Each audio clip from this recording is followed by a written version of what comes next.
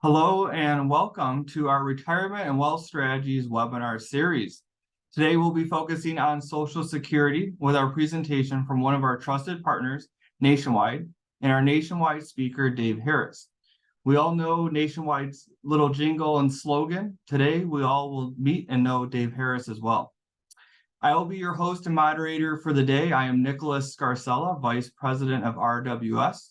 And you see the title of our presentation, Social Security, the choice of a lifetime. That's exactly what this decision is. Social Security benefits is an important part to all retirees' retirement income strategy. And it's based on your personal situation, your financial goals, and your financial resources of your household. Today, we'll review some important information for you to consider while making this lifetime decision for you and your family. And again, please, in addition today with the questions and answers, talk with your RWS advisor. So let's start with a brief introduction and a little bit about RWS, and then I'll hand the presentation over to Dave for the bulk of the content. At Retirement and Wealth Strategies, we are a fiercely independent wealth management firm. We're established in 1985, over 35 years of experience, 17 office locations with our home office in Metro Detroit and Farmington Hills, Michigan. As a company, we have about 32 advisors and serve a little over 7,500 families across the country. Next, highlighting our core values, education, trust, relationship, compassion, and competency. Education is what we're doing here today. We like to educate our clients and the communities we serve. Trust, we earn your trust, never abuse it, and always have your best interest first. Relationships, this is what we pride ourselves on. It's a relationship business, not only our immediate client, but the children, grandchildren, or the parents of our clients, and have a comprehensive relationship. Compassion, this is our patience and understanding for evolving needs and circumstances. And finally, competency, that's our responsibility to be experienced, credentialed, knowledgeable for your situation. These are our commitments to our clients and the folks we serve. Everyone's camera is off, microphones are muted. If you're eating dinner, yelling at your dog, can't hear you, can't see you, that is okay. Please email all questions. We have an email at the footer of every slide. And on the next slide, I'll explain that, introduce the email. The webinar is being recorded. So we'll post it on our YouTube channel. If you'd like to watch this content again or share with someone you care about, please do. Appreciate your feedback. You'll see we have our next two presentations, topics already identified. The following topic is by popular choice. So we're taking your feedback to heart, and we'd like to hear from you on how we can improve to make these better. Today's presentation will be about 40 minutes in length. That's all for housekeeping. The email for questions is right here, info@rwsgroup.org. Please send us an email. If you have any questions throughout today's presentation, we have immediate access to that email. We're not able to use the chat function for compliance reasons, and our text messaging app is down for the moment as of an hour ago. So timing is perfect, but we're rolling with the punches. With that, I'd like to introduce our speaker, Dave Harris of Nationwide. Dave is the Vice President of the Nationwide Retirement Institute. Dave is dedicated to educating clients about the latest retirement income planning trends and how to best prepare and live through retirement. We're excited to have Dave as a guest speaker. He's traveled across the country educating clients and advisors on topics like today. So with that, thank you, Dave. Nicholas, hey, thank you very much. First off, can you hear me okay? Yes, perfect. And can you see me okay? Am I coming across all right? You look great as well. Well, thank you very much. I don't know about that, but as long as the picture is clear, that's what matters most. Nicholas, thank you so much. And everyone, I mean this. Thank you so much for taking time out of your night to learn about Social Security. I've been studying Social Security and retirement income planning as a whole for quite a while. I started please, if you're not a fan, please don't hold it against me, but I did graduate from Ohio State with a finance degree. Nationwide and Ohio State are on the same road. They're about 3 miles apart. And funny enough, Went from Ohio State, my senior year, went to work for Nationwide, got licensed to sell financial products, learned a good about a minimum of the business over the next couple of years, 97, 98. But then in 99, my parents decided to retire. So I came from a small family, Dayton, Ohio. My dad was a GM employee for 48 years. My mom was a school teacher in my hometown for 27. And it was just the three of us growing up. They gave me a really good start in life, helped me build a good work ethic, and got me through school with minimal loans. And I wanted to do the same for them when it came down to retirement. So over the course of 1999, my mom, my dad, myself, we sat down multiple times and worked on putting their retirement income plan together. Now, my dad, he was an engineer with GM, and he loved to do the math. And as I was reviewing some of the information that they had put together, I pulled out about an inch thick of paper on Social Security. And it had a lot of handwritten computations, a lot of notes, and really a lot of what if calculations as far as when my dad should file for his benefits. And I remember asking my dad, why did you spend so much time on this one piece of retirement? And he said something that really forever changed the way that I looked at Social Security. He said, Dave, that is my oldest financial asset. I'd paid into Social Security for over 50 years. I had one chance to get it right. It's a guaranteed income stream that not only I can't outlive, but your mom can't outlive as well. I had to make sure that I got it right. And up until that point in time, I had never really saw Social Security as a financial asset. I knew it was a guaranteed income stream, but I didn't know up until that point in 99 how important that was for retirement. Now, as my parents went through their retirement, my dad passed in 13, my mom in 14. But I had a chance to see how important guaranteed income was for them as the markets went up, the markets went down, as inflation became an issue, as healthcare became an issue at different points in time. That guaranteed income was just a phenomenal piece of their overall retirement income portfolio. Now, today, what we're going to be doing is we're going to be talking about education. We are not going to be talking about any products. I'm not going to mention any of the Nationwide products. What we are going to focus on, though, is really three things. We're going to talk about, give me 1 second here. We're going to go and we're going to talk about Social Security and why it's a choice of a lifetime. We're going to spend some time talking about the basics behind Social Security, and you'll find out there's really nothing basic about it, but we're going to go through the basics, and then we're going to end up with ways that you can look at Social Security to help you determine what's the right solution for you. So starting off, looking at Social Security as a choice of a lifetime, back when my team and myself started studying Social Security, so this goes back to 2010, one of the things that we did is we wanted to get just an idea on how early you could file for your benefits, how late you could file for your benefits, different points in between. So we're going to go into more in depth on all of this when we're talking about the basics behind Social Security. However, just to level set, you can file for your Social Security benefits as early as the month you turn 62 or as late as the month that you turn 70 or any month in between. Everyone on this call will have what's referred to as your full retirement age. Your full retirement age, again, we're going to talk about more here in just a couple minutes. This is going to be when we're talking here in a few minutes. It's all going to be based off of the year that you were born. That will determine your full retirement age. It's in between 66 and 67 for everyone on this call. I'm going to use 66 as an example here for our time with this part of the presentation.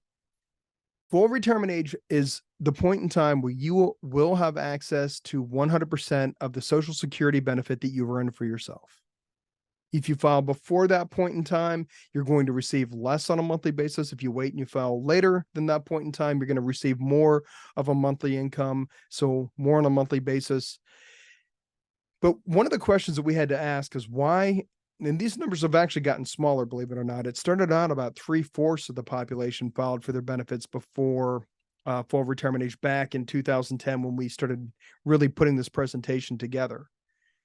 What you're finding now is about still half the population files for their Social Security benefits before they ever reach their full retirement age. And we had to ask why. So we went out and we asked, why would people file? We did research. We worked with different research firms. We went direct to the public and asked the questions, and we got some very good answers. One, I need the income. Well, you know what? If you need the income, you've looked at ways of being able to create that income, and this is the right choice for you, this can be a great solution. Another one, I'm going to take Social Security early, allowing my other benefits to grow, or other assets to grow, knowing that there's going to be a beneficiary on the other assets that I can pass on to not just a spouse, but others, where Social Security can just pass on to a spouse, a surviving spouse. Those are great reasons. But there are also some other reasons. And one we hear all the time, and I hear when I'm doing these meetings face to face in person, a lot of times people will say it's because someone told them that this is the right time to file at a certain age or at a certain point in time, or when they're looking to retire. And quite frankly, what you're going to get from me today is I am not going to tell you to take your Social Security benefit early. I am not going to tell you to take your Social Security benefit later. I'm going to ask that when you're filing for your Social Security benefit, you take it serious. So as we go through our presentation from here, I want to just show you an idea of what would happen.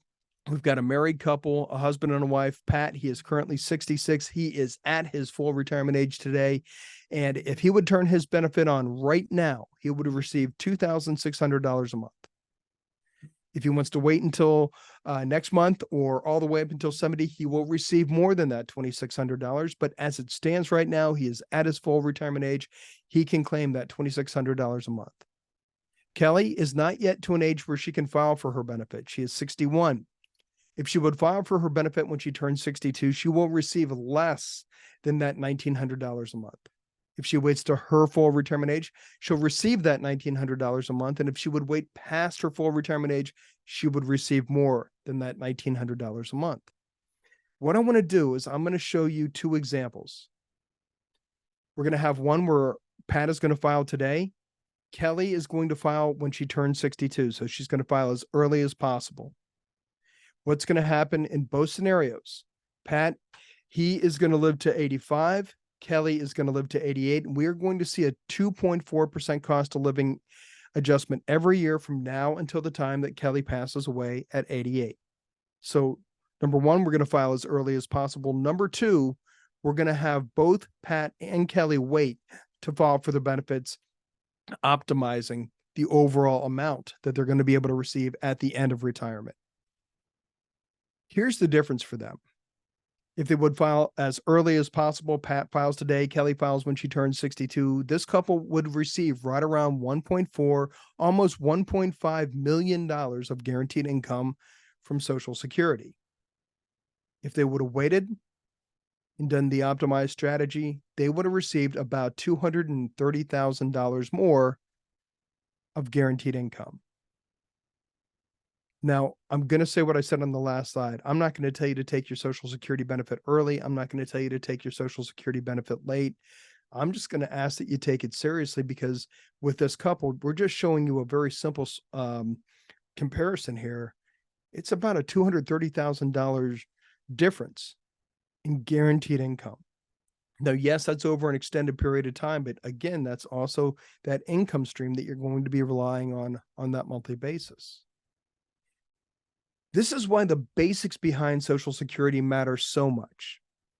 Like I said, there really is no simple basic around Social Security. There are a lot of moving parts and a lot of moving pieces. Our goal here tonight is to identify them, to walk through them, to give you an idea, a better understanding on what will create your benefit, how your benefit's going to be calculated, different filing situations. To start, we have to start really where Social Security began. So back in the 1930s, when Social Security was created, it was designed to do one thing for three groups of people. Social Security was designed to provide guaranteed inflation-adjusted income for those that reached old age, which back in the 30s was 65. Those that had a working spouse pass away, a survivor benefit. And then those that were working but became disabled, so a disability benefit. What Social Security was back in the 1930s, it was just a safety net. When either you got into an age where you could no longer work and really earn income for yourself, Social Security would be there for you. You had a working spouse pass away, Social Security would be there for you. If you were working but became disabled, Social Security was there for you. Social Security was to keep you above the poverty line. Now, what Social Security was designed to do and what it's doing today are two very different things. What was a safety net is now a cornerstone of a retirement income plan. When you think about a cornerstone, that foundation, it's that guaranteed income. When you're looking at retiring, it's all about the income. And guaranteed income streams can really help your probability of success in having a successful retirement.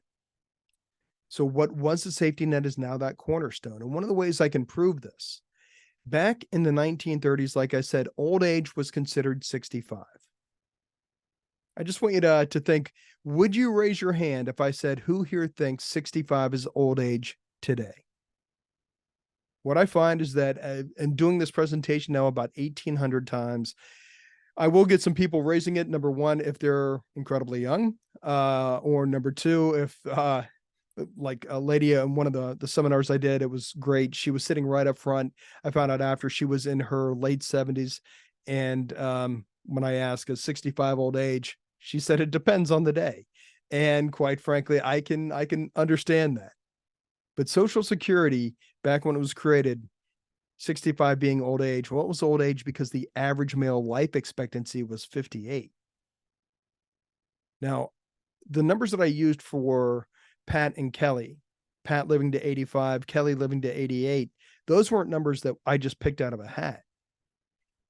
65-year-old male, 65-year-old female. 65-year-old male has a 50% chance of making it living to 85. A female 65 has a 50% chance of making it to 85. What does that mean? That means 50% will not make it to 85 and 88, but the other 50% will live longer. So think of Social Security as really that cornerstone, and it is the nature of Social Security has changed quite a bit. So what we have to understand now is how our benefits are actually created for us, because our benefits are unique to our work history. All those years that we've worked and we have paid into Social Security, they're creating what's called our primary insurance amount. When you're looking at our primary insurance amount, that is going to be the benefit that we're entitled to at our full retirement age. So when people talk about your Social Security benefit, including myself, when I talk about your Social Security benefit, what I'm really talking about is your primary insurance amount. It's also referred to as your PIA or PIA. This is unique to you and your work history. Now, if you work and you pay into Social Security for 10 years, you will have a benefit that you're entitled to file for as early as, at least as it stands today, as early as you turn 62. However, when Social Security is determining what your benefit is going to look like, so when they're calculating, they being Social Security, calculating your Social Security benefit, your primary insurance amount, Social Security uses the highest 35 years of earnings. So Social Security looked at your earnings record. All 35 years is all they're going to look for. They're only looking for the highest 35 years. Does not matter when they were earned. That doesn't matter one bit. It could be early in your work history. It could be midway through. It could be spread out over your work history. It could be at the end of your work history. Or for my dad, even once you've retired and turned on Social Security, if you go back to work and you have higher earnings, it will still replace lower years. Social Security is always, every year that you have earned income and you're paying into Social Security, every year they're looking to see, will that new year replace one of your lower years? So either replacing a zero if you don't have 35 years of paying in, or one of your lower numbers. Like I said, my dad had worked and paid into Social Security for over 50 years. When we looked at it, it was 56 years that he had paid into Social Security at really the end of his work career. So even though he did work a couple years in retirement while he was on Social Security, I'm including that in those 56 years. So my dad worked for GM, like I said, 48 years. He retired. And when he retired, he turned on his Social Security benefits. He turned on his pension. About a year and a half later, the team that he was working on, he was an engineer. They came to him and said, Jerry, we need some help. We need somebody to actually come and do some work for us as a contractor. So my dad went back to work over 2 calendar years. Really, it worked about 2 full years. Over that time frame, GM did not pay any benefits for him. He was a contractor. So his salary that he was paid when he was an employee had all the benefits included. So his overall pay because of the benefits was lower. Without those benefits, they were paying him considerably more. Those were the 2 highest earnings years he ever had in his entire life. He was on Social Security. They replaced the lowest 2 years that he had in his work history, still calculating his primary insurance at that point in time. If you have exactly 35 years of paying in, everyone is going to count. But let's just say you have 20 years of paying into Social Security. Well, Social Security is still going to calculate your primary insurance amount based off of the highest 35 years. So if you have 20 years of paying in, Social Security is going to have to add 15 zeros to get to 35 numbers. And so that's going to bring the average down. If you only take one thing away from this presentation tonight, well, first off, I apologize because my goal is for you to take away more than that, but I'm going to ask that this be what you take away. Every year, and I'll explain why here in a minute, every year, please go to ssa.gov/myaccount. The first time, set up an account. If you have already set up an account, please every year go out and pull your Social Security statement. It doesn't matter when you do it during the year. For me, because I travel so much, I would always file my taxes on a Saturday. The next day on that Sunday, I would pull my Social Security statement. It's just the habit that I got in. I save it every year into a file. I download it in a PDF and I save it in a file. There's a couple of reasons why. Number one, when you're looking at your Social Security statement, instead of guessing at what your benefit is going to look like, your primary insurance amount or your Social Security benefit, what it's going to look like, you're going to be able to find that information right here on the front page. Not only will you find the information as far as what you can expect your benefit to look like, you're going to be able to look at what the benefit would look like, your overall payment on a monthly basis would look like at 62, at 63, at 64. So that bar chart where it starts relatively low at the top and then goes wider towards the bottom, that is showing from 62 to 70 what your monthly benefit will look like, all things being equal as of the point in time the statement was created. So it takes a lot of the guesswork out. You can also compare the different years and look at the amount that you would be receiving on that monthly basis. It gives you some good information. People all the time have questions about disability. Well, there's good information right here on this front page as well, just about the disability. Surviving spouses is right below that. Good information here. If you look, you're going to see that there are hyperlinks that you can click on for each one of these that will take you to more information. But there is one reason why I encourage everyone to pull their Social Security statement every single year. And it's right here that is now outlined in green. This is your earnings record. This is unique to you. This is what Social Security is looking at when Social Security is determining your primary insurance amount. The highest 35 years are going to be included in this earnings record. Do you think Social Security ever makes mistakes? The answer is yes, absolutely they do. And that's not a secret. That's something that they are very, very honest about. On my statement that I got in the mail for the first time in years, I got it over COVID. On my earnings records page, it said verify for accuracy. It's up to me to make sure that these numbers look right. People ask all the time, do mistakes really happen here in the earnings records? Well, when mistakes are made, the majority of the time, from what I've seen over since started doing this presentation in 2012, so the past 11 years, being with people and actually talking through this part of the presentation, on the average, I find 4 times a month where people have had a mistake made. I do live in Ohio, but I spent a lot of time in Michigan over COVID. It was in 2021. I went up and did a meeting for a company that has a retirement plan with Nationwide, so a 401k. I was doing the same education program that you're getting tonight for every one of their employees here, like I said, in 2021.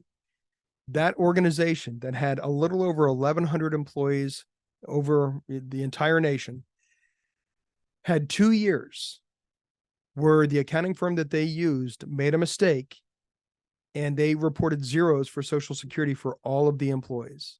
So it wasn't even Social Security's mistake, but the mistake still showed up in the earnings record. It was relatively easy to correct. It took about 6 months for the organization. If you find a mistake, it takes about 6 months for you to correct it as well. But it is up to us as individuals to look at our statements to make sure that they look correct. Like I said, I've seen this happen on the average 4 times a month where people have had mistakes made in their earnings record, and it is not always caught before somebody files for their benefits. So what happens if you file for your benefits and say 3 years into Social Security, you find out that a mistake was made? You can get the mistake fixed, and that will be fixed from that point going forward. And Social Security will make you whole to some degree. They will make you whole going back 6 months, but only 6 months. The rest of the benefits that you were entitled to that you did not receive are just gone. So we want to catch this as early as possible, preferably before we ever get into retirement. Now, when we take a look at our full retirement age, I promised you that we'd talk a little bit about full retirement age. And full retirement age, just to remember or to remind you, this is when we have access to the 100% of the benefit, that primary insurance amount that we've earned for ourselves. For everyone on the call, as it stands today, full retirement age is somewhere between 66 and 67, all based off of the year that you were born.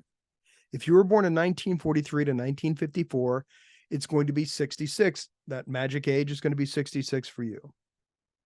But if you were born, say, in 1955, it's going to be 66 plus 2 months. In 1956, it's going to be 66 and 4 months, and so on, all the way until you get down to 1960 and later, which is going to be a full retirement age of 67. Now, a quick question, and we can talk about this here as we get towards the end of the presentation, but do you think Social Security has talked about adding another tier? Maybe 68, 69? The answer is yes. The answer is that there is always discussion about ways to make Social Security more solvent by pushing full retirement age back to 68, 69, 70 for different age groups. Social Security solvency can and will go up. So there's always talk about that. But as it stands today, 66 to 67, again, all based off of the year that you were born. Now let's bring kind of everything together. So we talked about our primary insurance amount. We talked about our full retirement age. What does all this really mean? Well, I'm going to use full retirement age of 67 in my example here. And if you look at the chart that we've got up, the bar chart, or the graph, you can see that 67 is going to be 100% or $1,000. I'm going to use the percentages because I think it's a little bit easier. But at 67, that is when you have access to that 100% of the primary insurance amount that you've earned for yourself. So your benefit. If you want to file the month you turn 62, you are permanently giving up 30% of your Social Security benefit. So you're going to get a payout of 70%. Every month you would wait, that amount would go up, up, and up. And you can see if you wait until 63, it's going to be 75%, then 80%, 86, then 93, then 100%. Like I said earlier, when we were looking at the chart at the very beginning, if you would wait past your full retirement age, Social Security will give you an 8% simple credit. So there's a bonus for waiting. So Social Security will actually increase your monthly benefit amount by 8% for every year that you would wait up until 70. Now, if you're only going to take 2 things away from this presentation, I asked the second one to be this. If you go over to the left-hand part of the slide, you go down to the third bullet point. The difference between the month you file at 62 versus the month you turn 70. So I'm only talking those 2 points, 62 versus 70, is a 77% difference in monthly income. So when you're thinking about your paycheck or your guaranteed income stream from Social Security, what is in your control is a difference of 77%.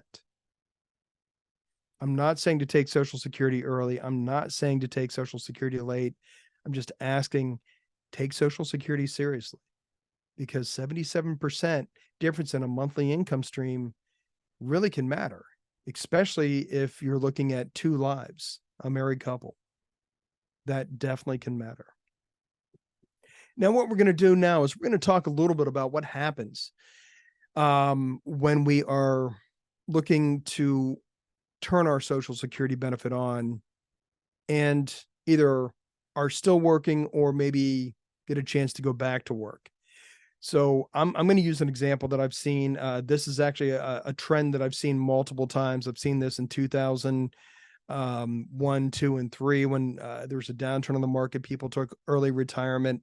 With that, as the markets came back, employment came back, people many times would go back to work. I saw it again in 2007, 2008, 2009, again, a downturn in the market. And like I said, we had the downturn. A lot of people took early retirement. Maybe it was forced, maybe it was a choice. Then the markets turned, employment started to becoming available again, and some people would go back to work. And I've seen it now with COVID. So with 2020, 2021, and into 2022, where people did retire and now people are looking to go back to work, especially with being able to work from home. If you turn Social Security on and you are not yet to the month that you are going to reach full retirement age, so the month that you reach your full retirement age, you're going to see that that is the farthest right, and also kind of that light blue. We're going to talk about that last. We're going to go all the way to the left. And this is going to be a year that you are not going to reach your full retirement age. So I'm going to give us an example of next year in September. We reach our full retirement age. Let's just say September 1st. So a year from tomorrow, we will reach our full retirement age. If we file for our benefit this year, we can earn $21,000. Now I'm not talking about any other income. I'm not talking about passive income. I'm not talking about investment income. I'm talking about trading your time, your energy, and your effort for a paycheck. You're going to be able to receive right around, you're going to be able to earn right around $21,240. For every $2 above that limit, $1 of benefit gets withheld. If you're going to now get into next year, we're going to be able to earn $56,520. For every $3 above that limit, $1 of benefit gets withheld up until September 1st, our birthday, we reach our full retirement age. Now there's no more withholdings. There's no more issue with having earnings. And if anything was withheld, Social Security will recalculate our primary insurance amount, our benefit amount, and you will have the amount that was withheld added back into your primary insurance amount, and your benefit will go up. But it's just one of those things that we're going to want to keep in the back of our minds as we're making the decision on when to file for Social Security. Now, when we're taking a look at filing situations, and I'll tell you right now, we could spend 20 minutes, and we're not going to, I promise, but we could spend 20 minutes minimum on each one of these different filing situations. So surviving spouses, divorce situations, dependent children, those that become disabled, government employees that have never paid into Social Security in that job and have a government pension. There are even more situations than what you're seeing just on the screen. But for the time that we have here together, we're going to, at a high level, talk about spousal filing rules, surviving spousal filing rules, and divorce situations. Those are the three that we see the most And starting off with spousal filing rules, what I like to do is I like to use my wife and I as an example here because my wife and I, we've been married 22 years. Um, my wife and I, when we got married, and even well, when we were dating, we decided if we could find a way to keep one of us at home, taking care of the family, and one of us going to work and earning, the paycheck, that's what we wanted to do. And we were fortunate enough to do that. We have a 19-year-old son and we have a 15-year-old daughter. When our son was born, my wife has stayed home since that point in time, and I've been the sole breadwinner. My wife has not worked outside the home for 10 plus years paying into Social Security, so she does not have a benefit that she's earned for herself, but she does have a benefit based off of my work history. My wife likes to refer to this benefit as her pension for putting up with me. And that's fair.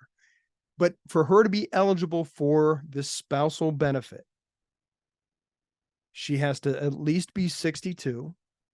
We have to have been married for at least 1 year. And the big thing here is, since I earn the benefit that everything is being calculated off of, I have to file for my benefit.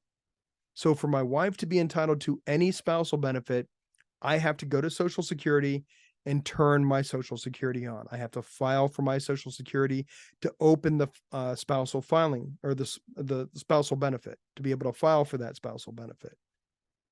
Now, unlike my own benefit, we talked about, at full retirement age, once I surpass that, once you also surpass that, there's an 8% simple credit that gets added on to your primary insurance amount that will not be included in the spousal benefit.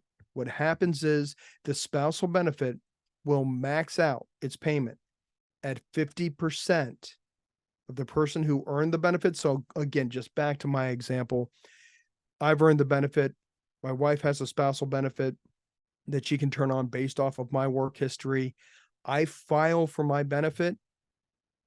My wife can file for the spousal benefit.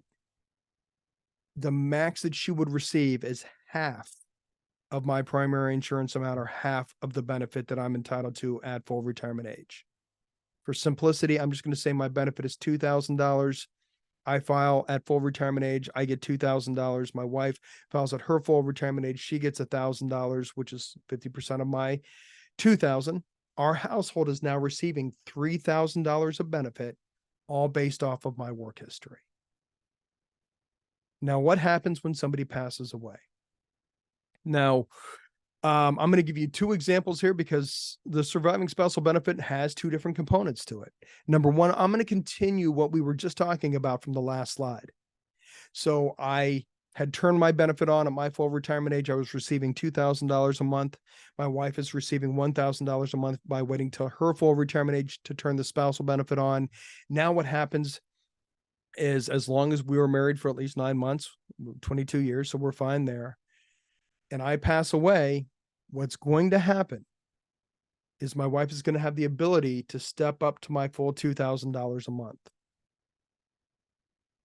However, that other $1,000 a month will go away. There's no adding that on or retaining that. There's going to be a loss of two things. In my example, I'm going to pass away, so there's a loss of a spouse. And in addition to that, there's going to be a loss of $1,000 in my example of Social Security benefit. So that's one way spousal filing works, or the surviving spousal benefits work. There's another. I'm currently 52 years old, and if something would happen to me before I ever turn my Social Security benefit on, I'm just going to say, let's just say I don't make it out of 2023. I pass away. My wife would most likely have to go back to work outside the home.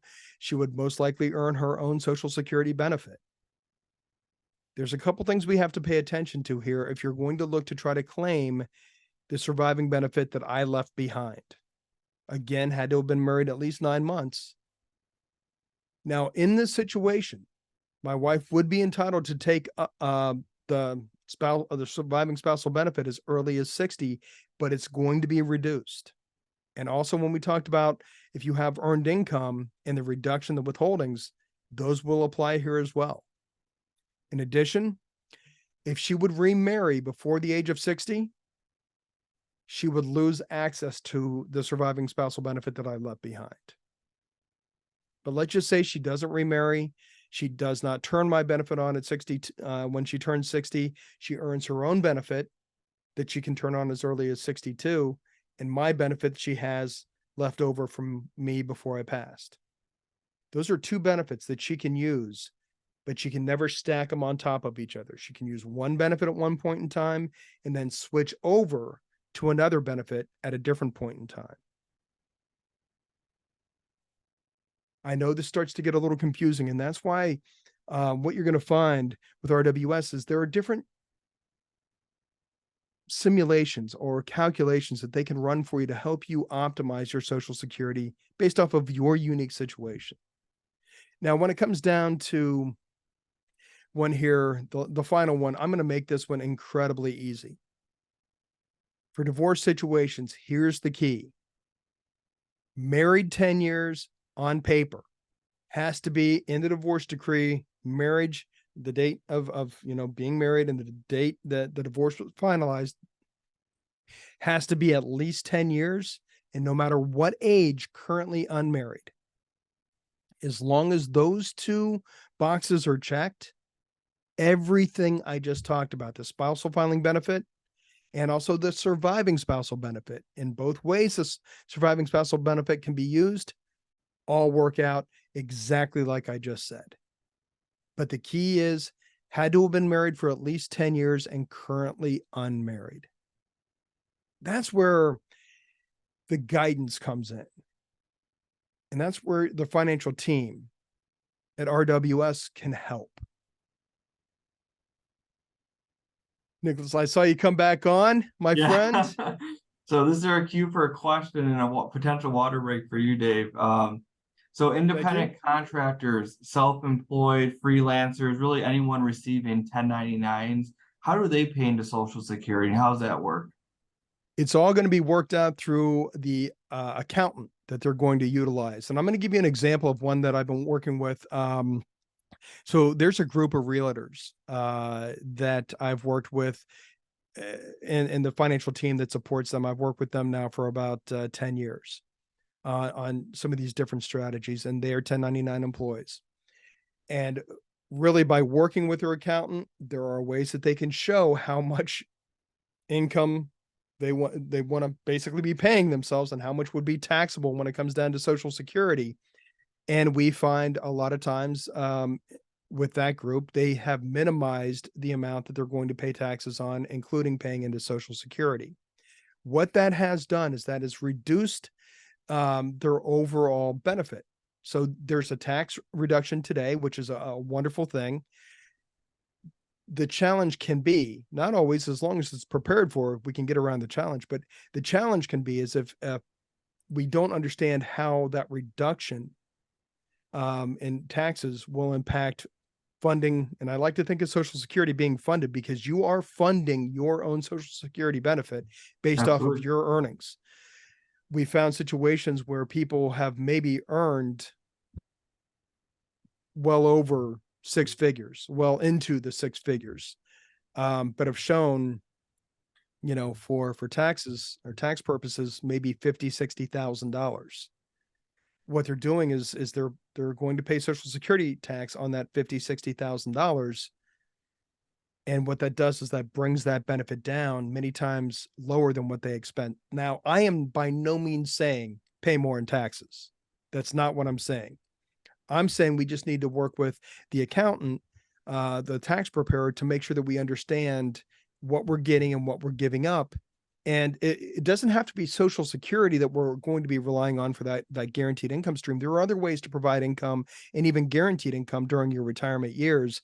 It's just a matter of having that conversation to make sure that we're taking all of that into consideration. So, Nicholas, Absolutely. was that okay? Yeah, no, absolutely. That's thorough and good. And that is something you need to consider. Another thing we run across is self-employed or independent contractors can, make 120,000 gross income, only show the 80,000, and even for something along the lines of a mortgage qualification, it goes off of what income you're making, your adjusted gross income. So But when you are independent contractor, self-employed, you're still paying those self-employment income taxes, which is Medicare and Social Security, and then you receive the benefits. Very good. Perfect. Thanks, Dave. Thank you. Well, the guidance is really everything. Everyone, when Nicholas and I were talking, and his team were talking about doing this presentation, and they wanted to make sure I was going to be the right fit for you all, and so I was doing my interview with them. One of the things that I'm always doing it also is I'm interviewing the people that I'm going to be, talking on behalf of. And one of the things that Nicholas brought up, that was really impressive, and it was on the slides that he had showed you all at the very beginning, and it was actually the first bullet point on that slide, was education. Really, education is key when it comes down to anything when you're looking at investing. And when you're looking at retirement, Social Security, the understanding behind it, how you can utilize it, what your options are, to educate you around that and show you those options are just vital. And I'm going to give you an example of, it's a tool that we have. May not be a tool that Nicholas and his team may use. They have access to many different tools, but I show you mine because it number one, it's the one that I have access to, and number two, this is pretty much the basics of what you would see from any type of calculating tool out there. What we're trying to do is not give you a one size fits all answer. And so what most of the calculations are going to show you is a lot of what ifs. If you go back to where I started at the very beginning of the presentation, my dad, that inch thick of paper that he had put together on Social Security, all the handwritten computations, those what if scenarios is really what he was running that you're seeing on this page. So different calculators do different strategies. A lot of them will show you what you're seeing on the screen. At least the first three, kind of showing you the earliest filing strategy at full retirement age filing strategy. So as you're going from left to right, kind of the blue, then that darker blue, then it goes to purple, then it goes to really dark blue.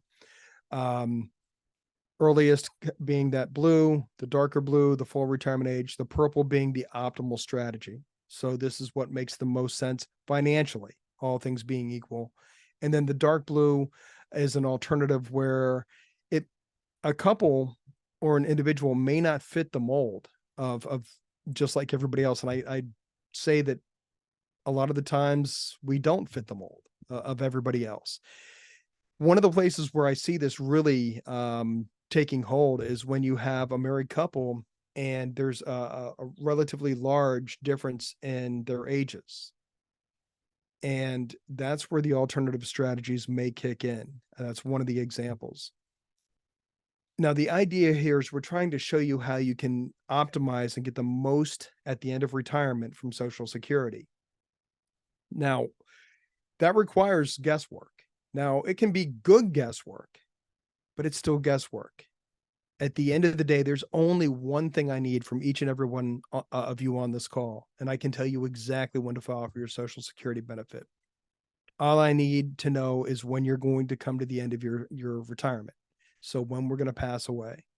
If you can tell me, I don't need the day, all I need is the year. If you can provide me that information, I can tell you, when is going to be the right time to file. Since we don't know that information, most calculators are going to do the same thing here. They're going to show you a chart. Ours just happens to be relatively confusing, and I apologize for that. But what you're seeing, if you remember what we covered on the last slide, where we had those different colors, early being the blue, the darker blue being full retirement age, the optimized strategy being purple, alternative being that very dark blue.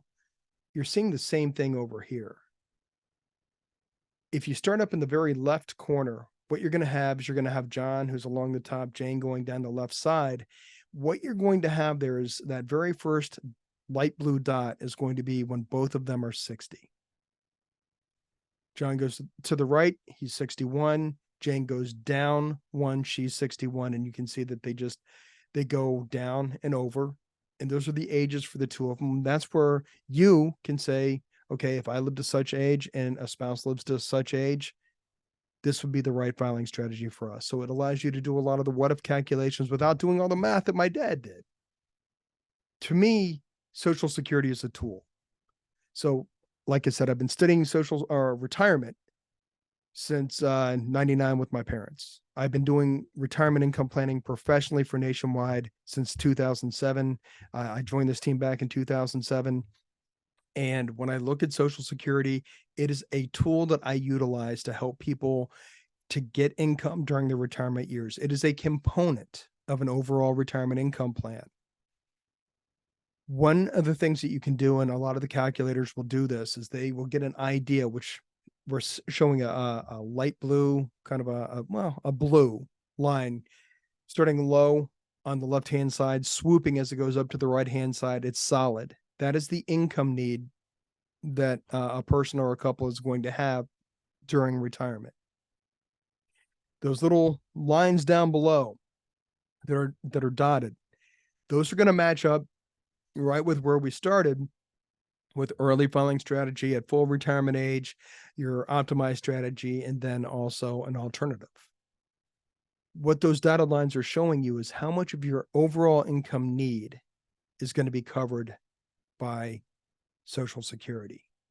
The difference between what you're going to have from Social Security and what you need is going to be where you're going to be working with your RWS team to be able to determine where that income is going to come from, how much needs to be saved, where those dollars should be saved, how you're going to turn those dollars or those accounts into income over time.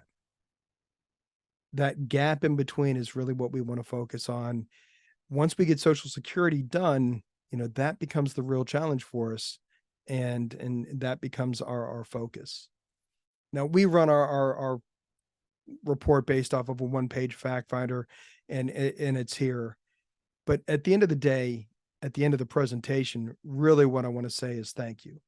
I started with the thank you. I want to end my part of the presentation with a thank you, because I know this is a lot of information. And I know to learn this information, if it's the first time you've seen it or the 50th time you've seen it, hopefully you pick something new up. And that's what Social Security is. It's a matter of learning over time. It's a progression. It's not just something that we can easily get. So when I say thank you for taking the time to be on the call, I really do mean it, because Social Security for the majority of us will be that cornerstone of a retirement income plan. So Nicholas, I just want to see anything you would like to add, any questions you'd like to ask? Yeah, one point just to potentially discuss through a little bit here is bold and underline the point you made on the Social Security benefits is a component of the overall income plan for the client and their family. We find that health, it is, the exact date you will pass away, we can give you the exact date you should file for benefits. Unfortunately, we don't know that point, so it's always going to be what is your health? And the software we use, similar to Nationwide's, is average life expectancy below or above, or significantly above average life expectancy. So we can do that, those parameters of when is the best time to file for your benefits. The second largest component in deciding would be the other assets. What nest egg do you have? What's your pension income, if any? What are your resources? What's your annual income we're trying to plan for? What's your retirement age? So just emphasizing what you've said and reiterating what you said throughout, Dave. That is exactly right. So thank you for all the knowledge, and we had no other questions. So you did a thorough job, and this is just scratching the surface, truthfully, on everything that needs to be discussed, and it is personal situations. So Dave will be with us in a future topic. We're finalizing what topic and what month they'll be. Here's the next 3 months of webinars. So September is Market Update with Dr. Chuck Lieberman from Advisors Capital Management. He's frequently on CNBC, Bloomberg. Weekly, he's on television doing a market update. We'd love for you to join us in September. October, it looks like we have Wayne State University providing identity theft. And then popular choice for January. So this goes to the survey at the end of today's webinar and the next two, we want to hear from you so we can identify our January webinar. We are taking November and December off for the holiday seasons at the end of the year. But again, to Nationwide, we appreciate our partnership and your wisdom, your knowledge. And Dave, thank you for your time. Thank you everyone for attending from the RWS family. We'll see you on the next one. Take care.